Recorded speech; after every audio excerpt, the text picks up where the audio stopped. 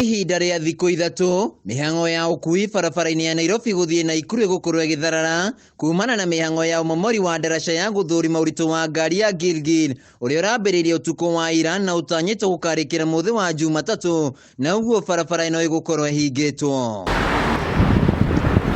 Barabara ĩno ya Nairobi gũthiĩ Naikuru ĩkoragwo na ngari nyingĩ, na nĩguo gũtigĩrĩra mĩhang'o ya ũkui ndĩnatharara, rũhonge rwa KENHA kũhĩtũkĩra mũrũgamĩrĩri mũnene ceceni-inĩ ya Gilgil Maurice Adeba, ũmomori ũyũ gũtabanio mathaa-inĩ ma ũtukũ hĩndĩ ya curfew rĩrĩa gũtarĩ na ngari nyingĩ barabara-inĩ. It is a safety concern which can actually be dangerous to the road users, and that is the reason as to why the authority has decided to remove it.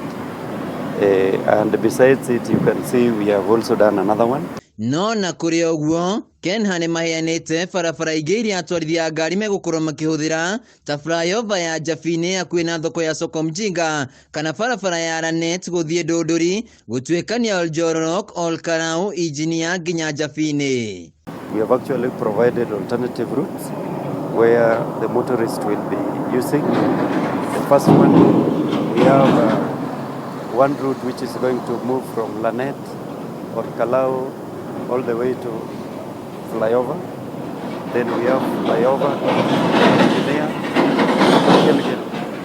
So we expect the demolition will definitely be happening during curfew hours, and we expect traffic to be very minimal. Adeba nĩongereire atĩ nĩ megũkorwo makĩrutithania wĩra na maabitha ũgitĩri barabara-inĩ gũtigĩrĩra gũtigũkorwo na mũhatĩkano wa ngari.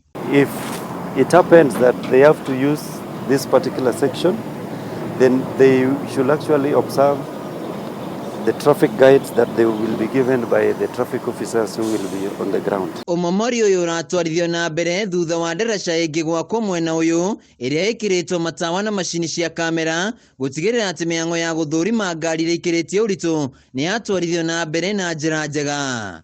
Handũ-inĩ ha Kameme TV, njĩtagwo Wainaina wa Kĩarie.